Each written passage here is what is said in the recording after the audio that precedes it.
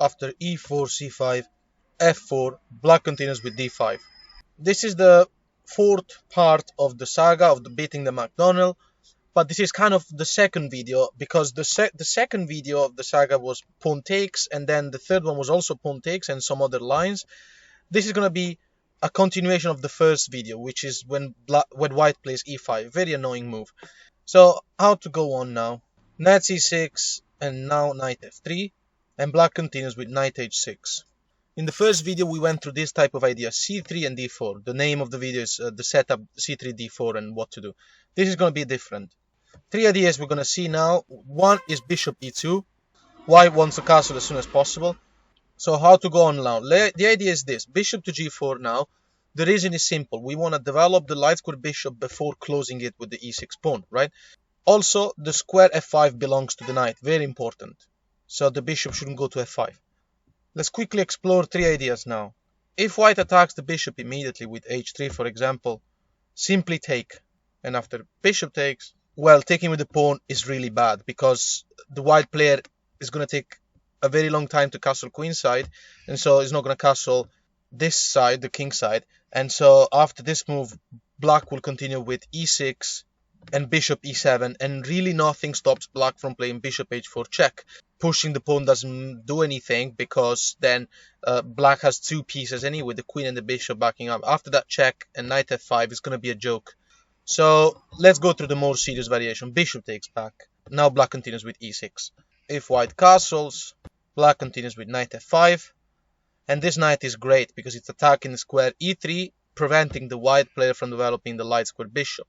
It's also got a potential outpost in g3, which is amazing.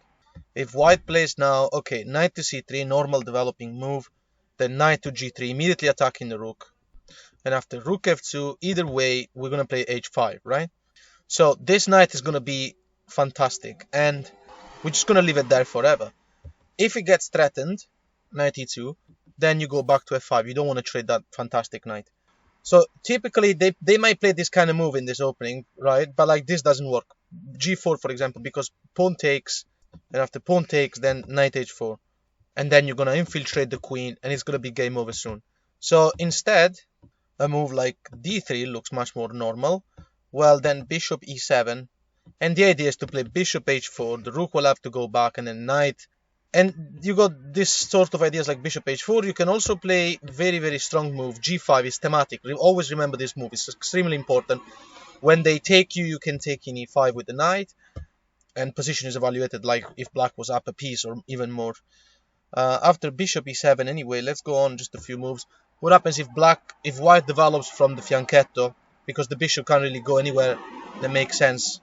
Queen d7. Black is ready to push this pawn in the g file and also connect the rooks by castling queenside. So queen d7, that's the reason for that. After bishop to b2, black continues with bishop to h4. Best move, attacking the rook. And when the rook goes back, you go knight e3. Or white will defend it by pushing the pawn, but then you just trade everything and you're going to open the file very soon. This bishop has no influence because of the pawn. Let's make a recap. e4, c5, f4, d5, and then they push this pawn, right? Knight c6, knight f3, and now knight h6. We're looking at bishop e2. So bishop g4 developing quickly. And we're looking at the line where the bishop is immediately challenged. Okay, take, and now e6. Let's make a note here. I forgot to mention c3 is a move that, just any move actually. c3, they typically play c3 and then d4, right? Just so you know, right now, white has to castle because otherwise, any other move, you have queen h4. And when the king moves away, knight f5, right? You've got idea of defending the bishop, defending the queen with the bishop in e7, and also knight g3, depending if white plays queen e1. But the game now plays itself. So back here now, c3 is not possible. White will have to castle. Another idea could be, okay, let's go through castling once again because I forgot to mention another line. So castling is a good move. Knight f5, and earlier we went through knight c3 and we're immediately taking control with knight g3. If they play c3, the idea of pushing d4, for example. Also, the typical idea here is to play a knight to a2 and then knight to c2, which will support the pawn in d4 because we are attacking it a lot. After this move, black plays this move, c4, which is fantastic. it just stops the development of this pawn. So for example, d4, you can take en passant. And after the queen takes back, black continues with the thematic h5. When the center is closed, you can attack from the side. Let's look at two moves before we move on. Best move by white here will be a4, but then the thematic g5 is coming. Black will be happy to, well, depending on what white does, but will be happy to trade the pawn and then, play bishop e7, rook g8, and start attacking. You're going to have these pieces coming all on the king side. And the king is actually very safe because the center is closed. If white takes this pawn, here now we have this move, check with the queen. And after the king moves, 95. And the idea of playing bishop to d6, it's a fantastic game. The king can never go back, and knight g3 remains a threat of making a fork. So in this position, we went through a4, right? That sort of ideas. Let's look at the natural move, bishop e3. Yes, white really needs to develop. He's completely undeveloped. And here you might think of trading the bishop, especially because this knight is so much stronger than any other black piece at the moment. Black continues with the thematic g5. So let's look at this move. The reason why, okay, white needs to develop, but also let's look at what, try to understand the ideas of how this setup works. Now here you can trade, for example, queen takes back, and now we take this pawn. And after the queen takes, bishop h6 ends the game. So the queen cannot take. That was just an example with knight d2, for example. But even if white had played something else, you could still take the pawn in f4 after trading the bishop. And all of this is thematic. Bishop h6, the queen will be able to go to g5, the rook to g8, castling alongside. Our king is 100% safe. Okay, so one more recap.